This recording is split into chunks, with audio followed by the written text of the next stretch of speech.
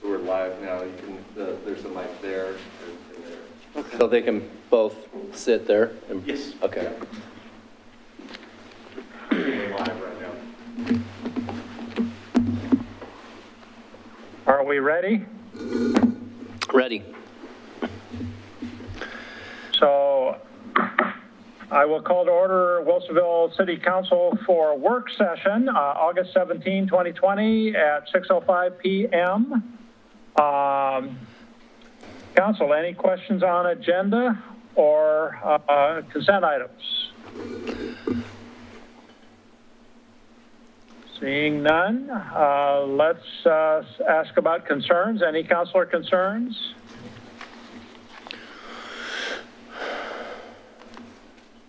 I had some concerns about our street light replacement because I'd had street lights that had been out for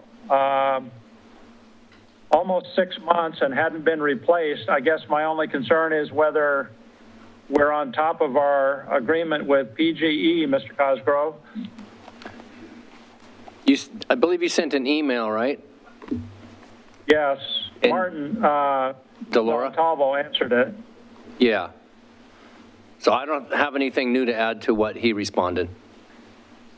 I'm just hoping we're not on a routine cycle where it's going to take months to get streetlights replaced as we head in toward the darker time of the year here this fall. Yeah, I don't know if it's on PGE's end or not, so that's something that I can follow up with our PGE rep to see if they're having a backlog of replacing lights. Yeah, well, that's what I think it would be prudent for us to do now before we are in the dark season. 10-4. Okay, thank you. Councilor Linville. Your Honor, I just had a question about the minutes that are on the consent agenda. There are a number of those minutes for which I did not sit on the council. And so I just need some advice about whether I abstain from the consent agenda vote or how I should be directed to answer that. Well, I'm being told by the city recorder that they are the minutes of the body, not of the individual. So it sounds like you can vote on them. If she's read them. If you've read them. Well, there's a lot of them. The other question would be, could we split them between the ones when she was on council and the ones when she wasn't on council? As the mayor, you can have that any way you want it. You can have somebody make a motion to do that. When we get to consent, you would just have to pull it and put it under new business. So which dates, Ms. Linville, were you not here, or when did you arrive? Well, it would be all the minutes prior to the October 7th, 2019 minutes that were submitted. So my recommendation, Mayor, would be to put that, remove that from consent, put that section of the minutes under new business, and then she can approve, and the rest of council can approve everything else on consent from October 7th through August 3rd.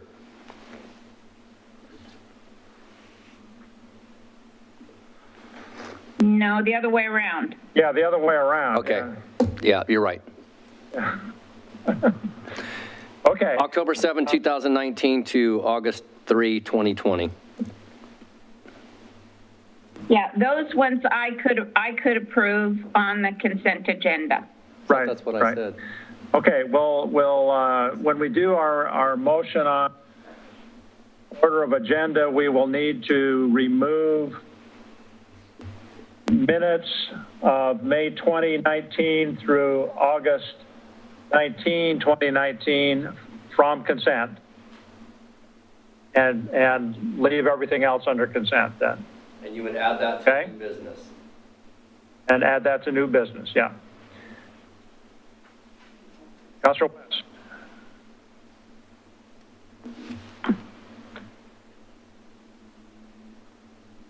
Me okay? You guys can hear me? Okay. I got a phone call from a young man that lives, I think it's Courtside neighborhood or in that area close to City Council, and he often goes and shops at the Dollar Tree. And he has had some difficulty for a number of days, what looks like maybe an abandoned bike. that's been attached to one of our bike racks. And it sent me pictures of it, and we talked for a while about it, and it looks like, I didn't know our policy or how we would be able to, or how we do that. Like if somebody, is it the same as a vehicle on the side of the road? Or what happens when somebody has a bike there day after day after day, and then other citizens go and try to use it, they don't have that ability? I was just kind of curious what our policy was around that, and then if possible, to help him maybe alleviate the situation, who can I forward this bike issue to? I know, Brian, I don't know if there's a department. Is it a public bike rack, or is it on private property? Something that we would want to spend council time on. Is it a public bike rack, Councilor West? It is a public bike rack right outside on the sidewalk, outside the Dollar Tree. That's private property, though. The sidewalk is? Yeah, it's within that development, so that wouldn't be considered a public street. If it's within the parking lot area, that's private property. So you could contact Dollar Tree and have them remove it, or whoever the, I think it's ROIC. There is no help. Is there no help off record? Is there somebody I can call on his behalf that might help, we can track down whoever owns it? I think it's owned by ROIC. It is. We've got a number of people. We can certainly give you that number if you want to call them, or. Okay, perfect. And then I can try to help this guy out. I just didn't know what avenue to deal with. Yeah, if it's public property, we could do something about it, but we can't do anything about private property. Okay, thank you. All right. Anything else? All right, why don't we move into our work session items then, if we can do this. Was Councilor Linville raising her hand? I think Councilor Linville was raising her hand, Mayor. I'm sorry, Councilor Linville, another question? Well, I do. I have a question about correction of the minutes that are within all of the consent agenda. If there is one set of minutes that needs to be corrected or that I have a correction on, do we pull those off consent? That one Yes. off consent? Sounds to me like we better remove all the minutes from consent and work through these issues on new business. Agree. Yeah, I mean, consent means no discussion required. So if you have corrections, we would have to pull it. So we'll just pull them all. Okay. Okay, anything else?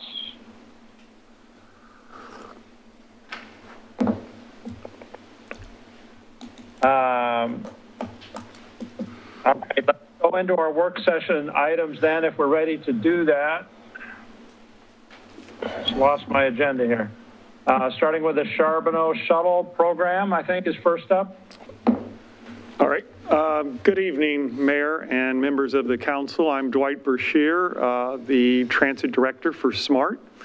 And we are here this evening, 2 years removed from the start of the Charbonneau Shuttle. As you recall, we had an idea a couple of years ago that we could better serve the neighborhood of Charbonneau by starting a shuttle that would be dedicated to Charbonneau and service Safeway and I think Fred Meyer.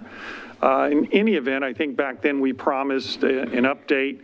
The FTA generally believes that a route should be given about 2 years before it is evaluated as being productive or non-productive. So we are here today to share our findings with you. To my left and making the presentation this evening will be Eric Loomis. He is our operations manager.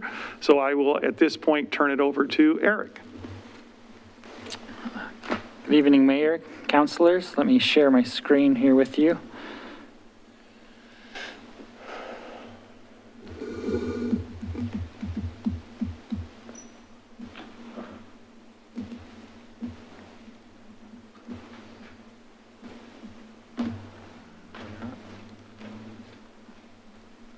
I need some help with here.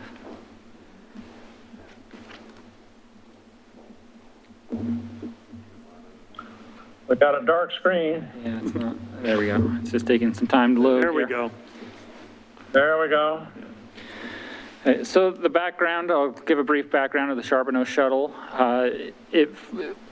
long before the Transit Master Plan, it was an idea for SMART and the citizens of Wilsonville to have service out to Charbonneau, the neighborhood there.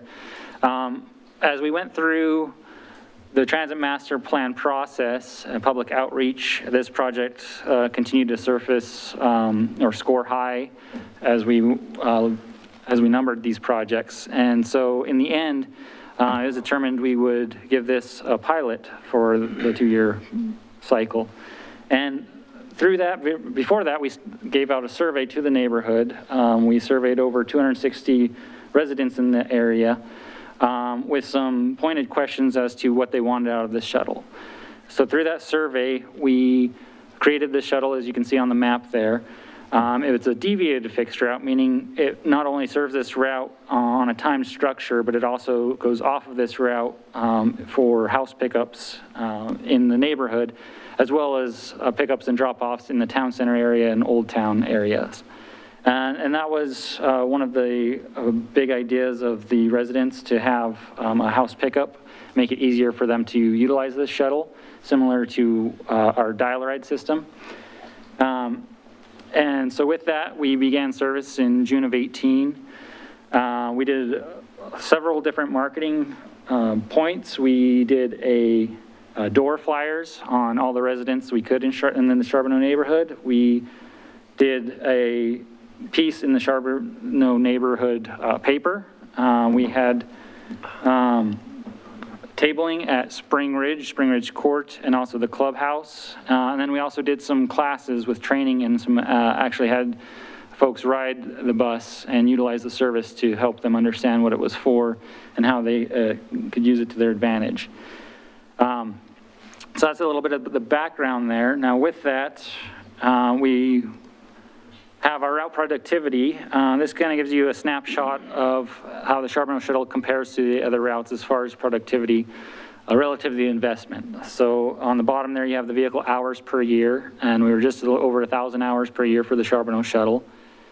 And then on the left, you have the boardings per vehicle hour. And here is where you can see the low ridership that we had for this shuttle, unfortunately.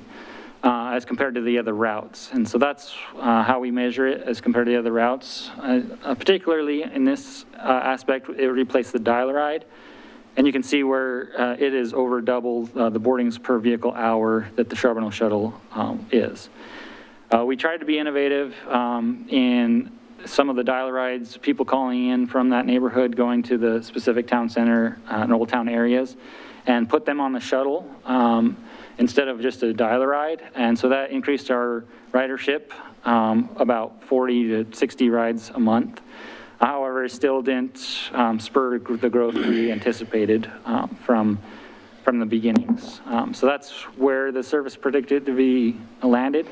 It changed slightly over this is FY19 to FY20.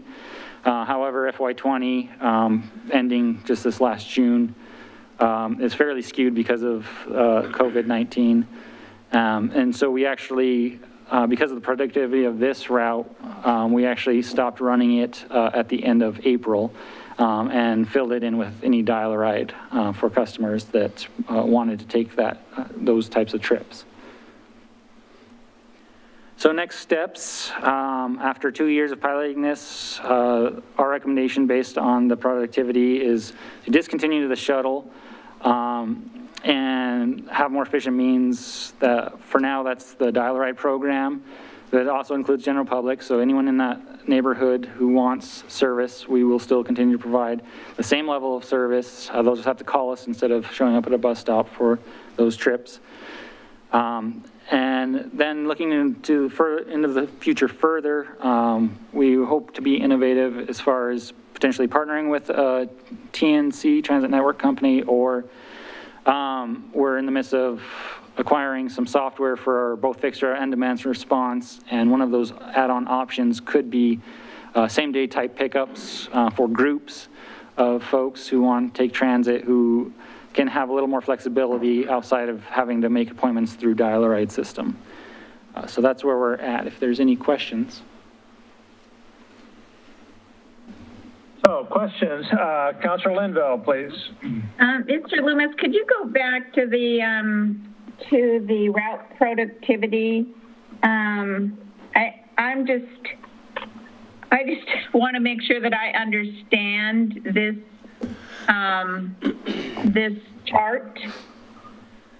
And so I am unclear. Could you tell me what I see? I see the pink that says Charbonneau Shuttle, and I see the green that says Villebois Shuttle, but I don't know what all those other colored, and the dial-a-ride. So I don't know what all the other colored dots are. Could you tell me what they are? Absolutely. So those are most of our other fixed routes. So our 4 Saturday, our 2X Saturday along the left-hand side there, those are the one-day Saturday routes. So those, you can see, perform very well compared to the cost we put into them, running 2 buses for 8 hours a day on Saturday. So that's 16 hours a day times the amount of days we operate Saturdays a year. So 8 boardings per hour and then 14 boardings per hour are much higher for the hours of service we put into those as compared to some of the other. For example, a 2X weekday has a over 6 boardings per vehicle hour, but operates about 10,500 hours a year. So we invest heavily in that one. Where do you see the 2X? Are you saying the 2X weekday over on the far right? Correct. Is that what you were saying? Yeah, that's one of our main routes, and one of the reasons that boarding per hour might be slightly lower than the rest of them as far as how many hours we put into that route is because we operate early mornings, late nights to try and catch some of the customers who may not ride during commuter hours. Rider convenience factor. Yeah, rider convenience factor, yeah. And I think it's important to note on the 2X also that we receive money from TriMet to operate that service as well. So it is not costing Smart as much as some of the other routes would. It is subsidized in part by TriMet. Yeah, as well as, go ahead. So is what are the hours that the Villebois Shuttle runs? The hours and the days? Yeah, great question. So right now it was 10 o'clock a.m. to 4:30 p.m. And that was based on, we had 78% of our surveying said those were the hours that folks wanted to ride. That's the Charbonneau Shuttle. The Charbonneau Shuttle. You mentioned Villebois. Oh, the Villebois, excuse me. The Villebois Shuttle runs from 9 a.m. to 4 p.m. Okay, so I thought that it said on the other chart that the Charbonneau Shuttle is running from 7 a.m. to 10 a.m. and then not running again until 4 to 7. Is that correct? No, that's incorrect. It might be a different route. The Charbonneau Shuttle runs from... If you go back to the previous slide, and down in the box, it says 30-minute service, 7 a.m. to 10 a.m. and 4 p.m. to 7 p.m. weekdays only. Yeah, my apologies. That's incorrect. Yeah, it's hourly from 10 a.m. to 5 o'clock p.m. rather.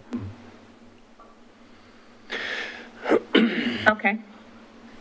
And weekdays or is it 7 days a week? Oh, it was Monday through Friday, 5 days weekdays. Monday through Friday. Okay. Okay. So the different colors then just represent the different routes. Yes. And that's what those numbers are. Correct. Yeah. Okay. All right. Thank you. Other questions? Councilor Ackerval.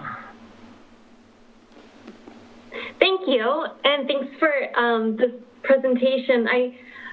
I think I remember kind of the original conversations about doing the Charbonneau Shuttle, and correct me if I'm wrong, but I think it was kind of based on looking at the success of the Villebois Shuttle and wondering, would something work in Charbonneau? And I appreciate Smart's being innovative and looking at how can we serve the the community in different ways, and then also assessing it and reevaluating it if it's not working out. So I appreciate this whole process of trying something new and then kind of, taking another look at it and making changes. It sounds like the people that have been using the shuttle are already kind of being transitioned into the dial-a-ride service, so that jump is going to be facilitated for them, and those riders that are existing currently with the Charbonneau shuttle are going to have a transition to something else. Is that correct? That's correct, yeah. And if we do decide to permanently stop running the Charbonneau shuttle, we'll put information out there on our current avenues and make sure that our customers are aware that dial-a-ride will be how they get service. Yeah, the FTA requires a outreach process whenever you are eliminating a service to make sure that it does not impact the underrepresented populations in a particular community. So we will have to go through a process, and we will have to report that process to the FTA at some point. And you are absolutely correct, Councilor Ackerval. This was based on the success of the Villebois shuttle, which I've ridden. I think Brian rode once, and that shuttle will have standing room only on it from time to time. It was that popular, so we thought we could replicate that in Charbonneau. Different demographics there in Charbonneau. So I think if the question is what happened, what went wrong, I would suggest that the one mistake that we made was that we continued to provide a very high quality dial-a-ride service in that community. And so we're victims of our own success.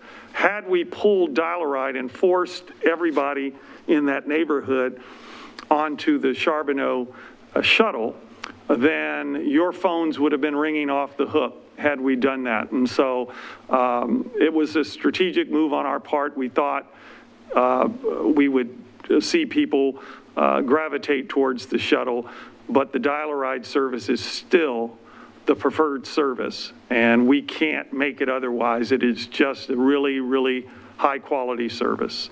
So I see that. I guess that makes sense to me, and I'm glad to hear that the outreach will be happening to help transition riders, so nobody feels like they're left, without the service that they need to get to the places that they need to go. So that's all good. I was interested in learning more about, when you're looking to the future bullet, you had perhaps partnering with a transit network company. I'm curious what that might look like so we can start to kind of reimagine the different possibilities that we may be considering in the future. Yeah, there's some models out there. The one that comes to mind, larger one, obviously, Houston, Texas has done it. I believe that was with Uber. And Lyft, I know, partners with some public transit agencies to do it as well. And we've been approached by a company in the past that has done a study to see if they could do it for more efficient, operate more efficiently than we could. So there's information out there, there's models out there that we've looked at, and we'll continue to keep that in mind.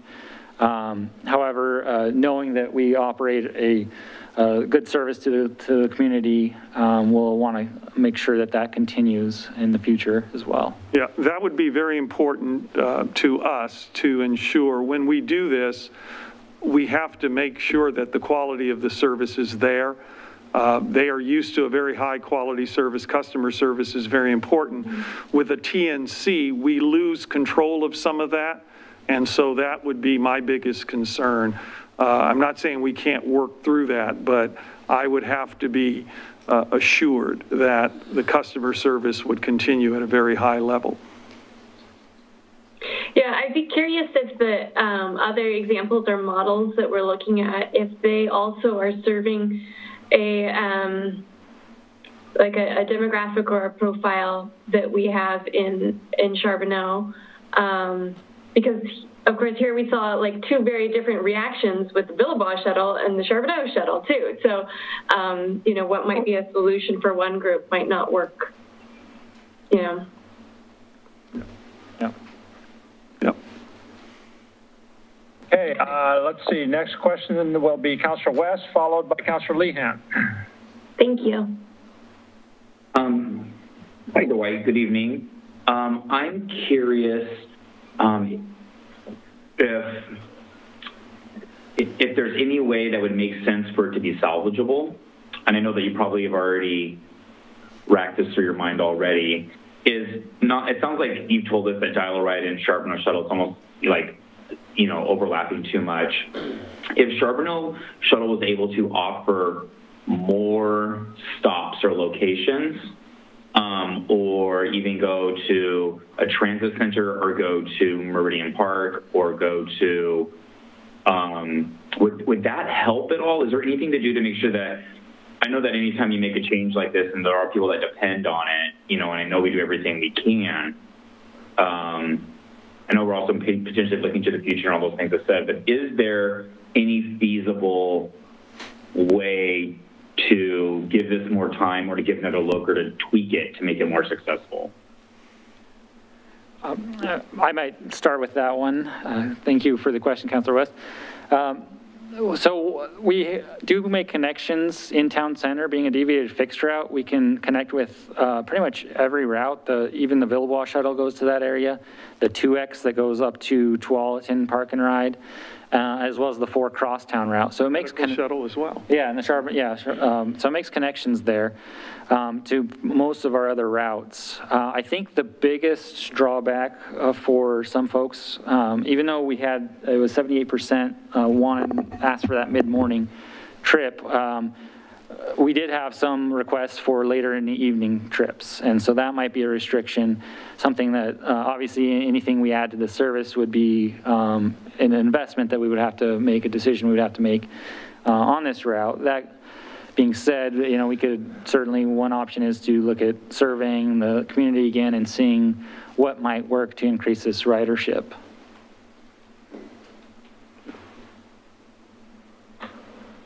One more follow-up. Because I see where it stops here in the map, there's a lot of Charbonneau that's far away to those people. It's quite a walk. I know you go to individual houses, but would it improve if there were more pickup sites throughout Charbonneau? I think the one thing that we're probably discounting here is that these are very mobile seniors who are not necessarily prone to riding buses. Right. Yeah, I mean, that's certainly a big part of it. I mean, we talked about going around the whole Charbonneau neighborhood on the fixed route piece of things. That's why we decided on a deviated fixed. We would go off route. We would pick up everyone in that whole neighborhood. One of the big issues with going around the whole circle with the fixed route is the cost. Adding that much more service, you add another bus, you're essentially doubling the cost, bus and a driver. And so with the funds associated with this route, we decided that one bus to that location, the country club, would suffice for this pilot project. Okay. So we had Councilor Lehan next, followed by Councilor Linville. I just wanted to ask if we had taken into account the Spring Ridge bus and how much it's running, or because I mean, is it still running as much as it was? Because it runs, I see it in all over town at the stores and such. So, and I don't know how that operates. If I didn't live in Spring Ridge, but I wanted to walk across the street and ride the Spring Ridge bus over to Fred Meyer's, is that a possibility? Or I don't know anything about that service, but it would seem like that's another service that they have at Charbonneau that would cut into bus service generally. Yeah, I don't know the detail. I don't know the details of how it's operated. However, I mean, we were in discussions with Spring Ridge as far as I believe their shuttle at that time ran once a week for shopping, specific trips and things like that.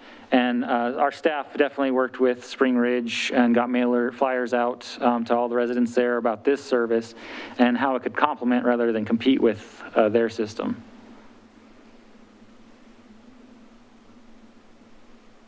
Okay. Councilor Linville.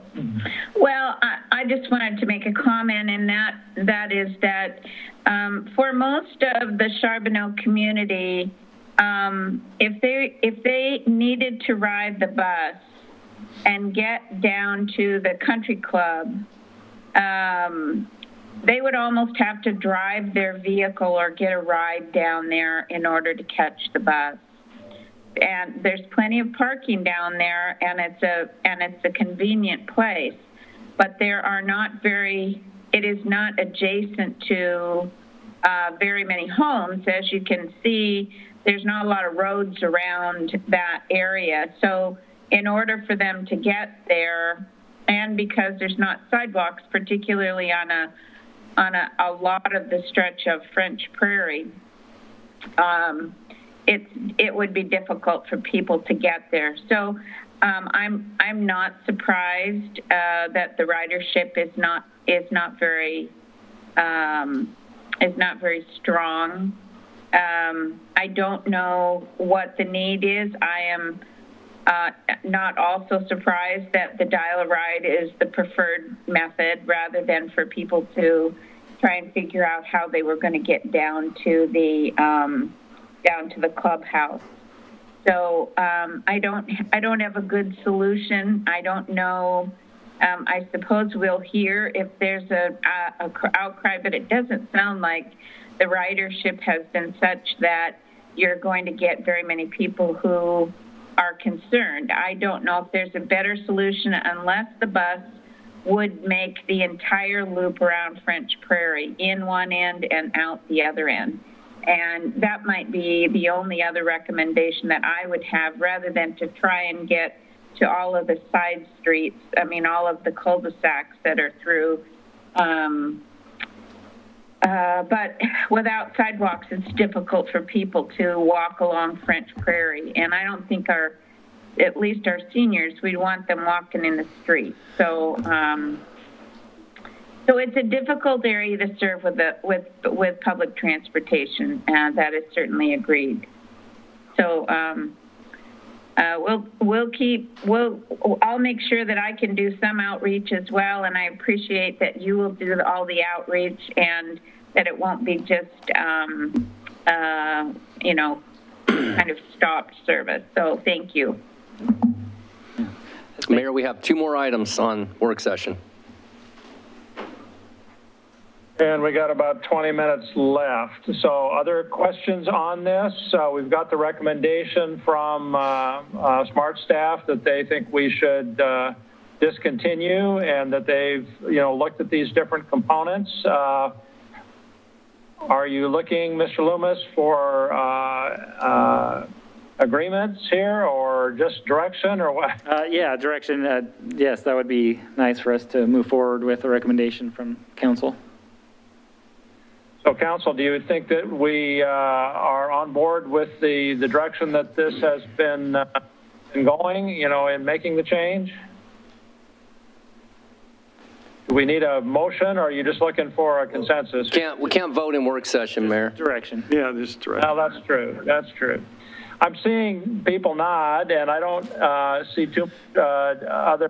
Councilor Lehan, you had something? Well, I was just going to add, I think that they've done an excellent job of giving it their best shot to see if we could make this Charbonneau shuttle work. And this was a difficult year, of course, because of the COVID thing, and it would take some time to recover from that anyway. So my suggestion would be to, put this on hold for the next year or two and maybe reassess then if things have changed or we have reason to believe that we want to take another look at it when things have normalized a little bit more. But for now, I think this is, they gave it their best shot and it makes sense to not have it. Thank you. Councilor Ackervall? Yeah, I was just going to reiterate, my comments before. I appreciate the analysis that has been done, the innovation that was tried when Shuttle was started, and then continuing to look, is this working? Does this make sense? Is it a good use of the overall resources that we have for the city? And then happy to hear that there's a plan for outreach so that nobody feels like they are left without the service that they truly need to get to the places that they need to go. So it sounds like all of that is happening and is in process, and I appreciate your care and your thoughtfulness and how we both use the resources and serve our community members. And this seems like this is a balance of the two. So thank you. Yep, I think we need to stop talking here. Councilor West? You good? Can't hear you. Can't hear you. There we go. I know. Can you hear me? Okay. So I know that the goal of SMART and Dwight as our leaders to make sure that our population has the ability to have quality transportation with good service. And I know that he probably overturned every rock before he wanted to come and tell us that this isn't working right now. And it's I wish it was. I think we all do. And I trust the SMART team to find a solution in the future, because you guys have earned that trust from us, because you guys have been stellar as a department. So as long as we are creating more innovative ways to help people that need transportation or vulnerable populations get that transportation, I trust you in that, and I hope that we find a solution in the future. So I would agree with the rest of the council. All right, I think you've got consensus, Mr. Loomis. My only addition would be to keep this route in mind for that first 6-passenger self-driving vehicle that we can on a pre-programmed loop, taking laps around French Prairie and stopping at the community center there when we get to test that item out. Absolutely. Well, we appreciate your support on this, and just know that we care about all of our customers, those in Charbonneau, those in Villebois, and that my goal is if your phone is not ringing, then we've been successful at SMART. So my commitment is to do this right, get their input, and we'll make sure that everyone is taken care of. So that is our goal. All right, thank you very much. Thank you. We'll need your 50% presentation. What do we have up next here? We have the Community Enhancement Program, and we're going to have to move a little quicker here. Yes. Ms. Monahan. Andy, where's my share screen button?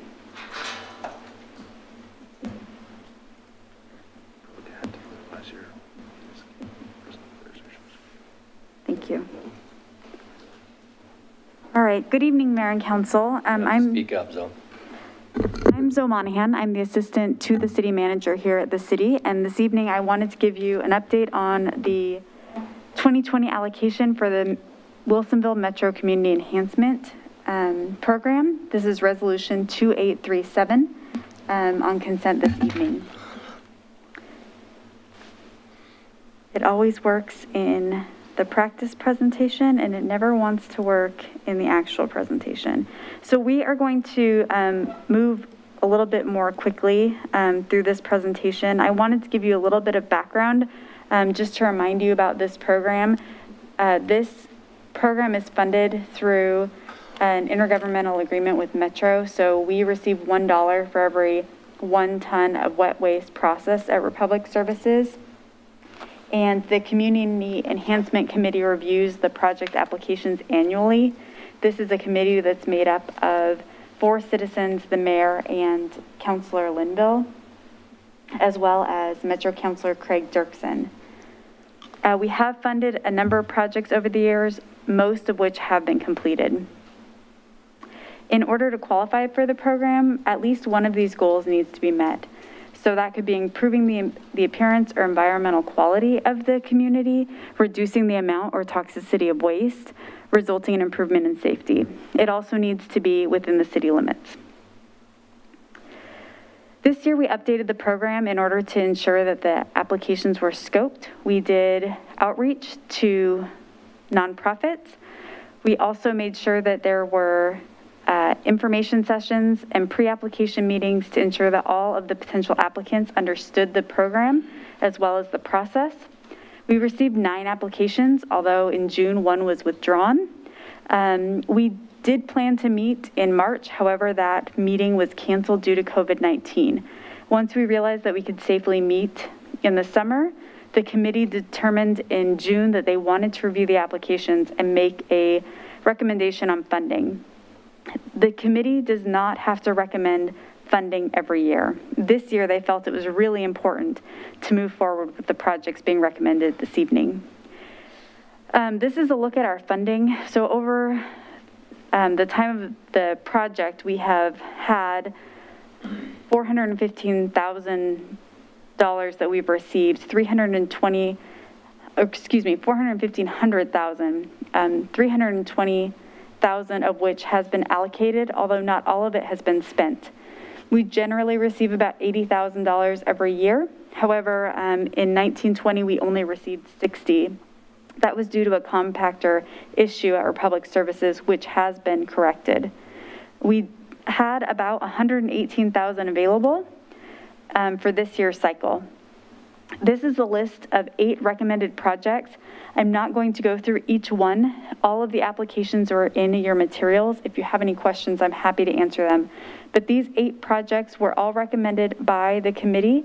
They recommended them unanimously of all of the committee members that were present at the July meeting for a total of $99,831.80. I'm happy to answer any questions that you may have. I know I rushed through that rather quickly due to time. Council, questions for Ms. Monahan on community enhancement? Councilor Ackervall. This item is on our consent agenda, correct? That's correct. Yes. Yeah. You know, all of the applications completely were in our packet, and so I think we all had a chance to look through and get the details on the different projects. And since it's on consent agenda, we won't be able to give much comment on it later in the meeting. I just wanted to say thank you to the community members, to the mayor, to Councilor Linville, Metro Councilor Craig Dirksen as well, for serving on this committee and looking through the applications. And also just say that I'm so excited for the variety of projects that is being put forward, and the exciting things that are about to happen in the community as a result of this program. So there's the emergency awareness earthquake game, you know, with the schools. There's the garden. There's some resources for at Coffee Creek for education. I believe some textbooks, right, in cooperation with Portland State. There's such a variety of things. So thank you to everyone involved, and I'm really excited to see kind of the fruit of this program as it rolls out in the community. Thank you. Councilor Linville. Well, I'm just going to make one quick comment, and that is that when we started the process this year, one of the things that we were concerned about was that we would get more applications from different kinds of community projects. And I really have to give recognition to Zoe and the staff for the outreach that was done, because it did result in applications that I think are varied this year and represent really a variety of different aspects of our community that are both youth and adults. So as well as some at-risk populations. So great work. So. Thank you. Anything else?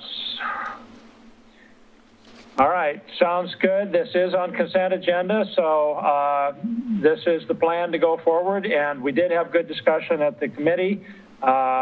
It'll be the last major meeting that I participate in as an elected. You'll have to have new representatives on that committee for next year. But it is a nice mix of different activities throughout the city. So thank you for the staff work on it, Zoe, and all of your associates there. Of course, thank you. And we have one more work session item, I think. Water treatment plant. Ms. Kerber is joining us virtually. There she is. Yes. There she is. Just across the street, but virtually nonetheless. So before I start on my this part of the presentation, I wanted to go back to the mayor's council concern and let you know that actually, as I was waiting for this meeting to start, the PGE contacted me to let me know that both of those lights that you had referred to, the one you had mentioned back in February, which is on Public Works staff, we didn't get that to PGE. That's been fixed, as well as the one you told us about last week. So, and then also additionally to let you know is one of the things, since we're doing this whole citywide conversion to LED lights, we've asked PGE, as lights are going out around the city, to go ahead and instead of putting back a high pressure sodium light, to go ahead and put in the 3000 Kelvin color LED lights. So they'll be here and there. So if you're driving around and you see one oddball light, that's why. All right. Presentation for tonight. The intergovernmental agreement with the Willamette Water Supply Commission for the filtration pilot study. So when the city, back in 2017, we had done a water master plan, recognizing that we needed to upsize our treatment plant from 15 million gallons per day to 20 million gallons per day. And one of the ways that we can expand our treatment plant without putting any concrete structures, i.e. a new treatment train process, is by upgrading our filtration system. And so in order to do that, in the filtration system are the granulated activated carbon. They're like 6 feet of carbon, a foot of sand. We have 4 of these filters.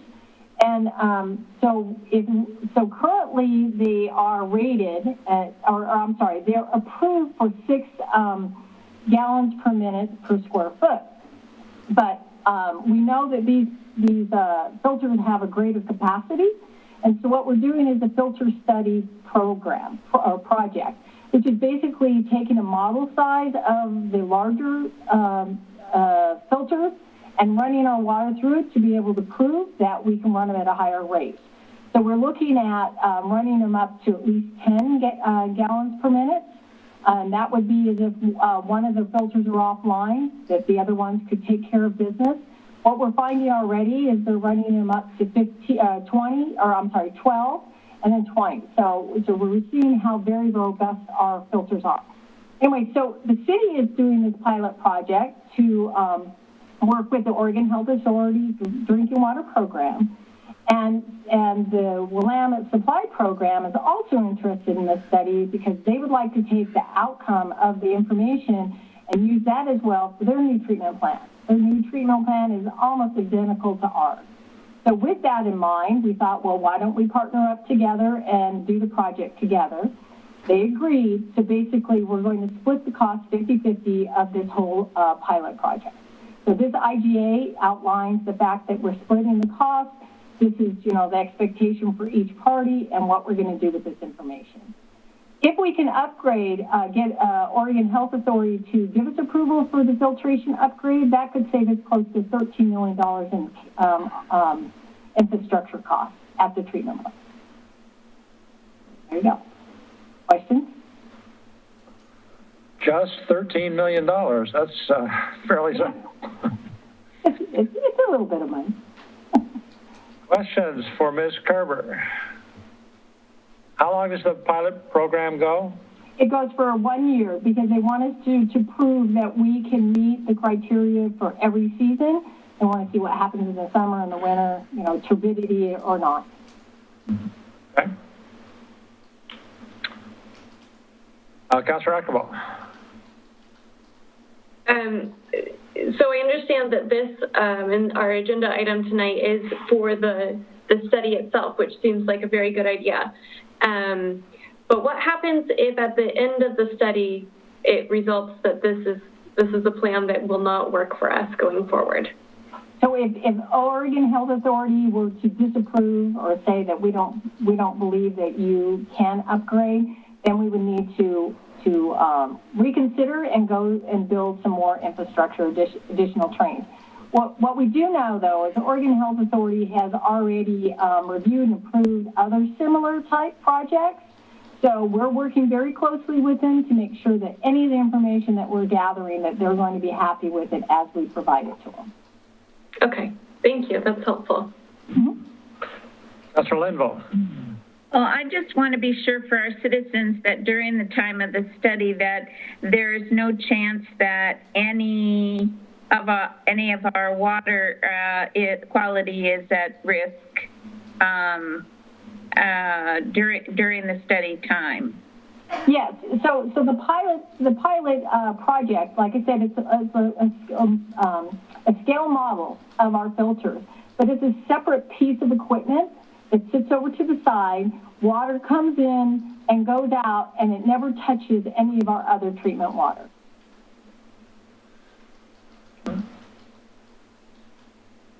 Anything else?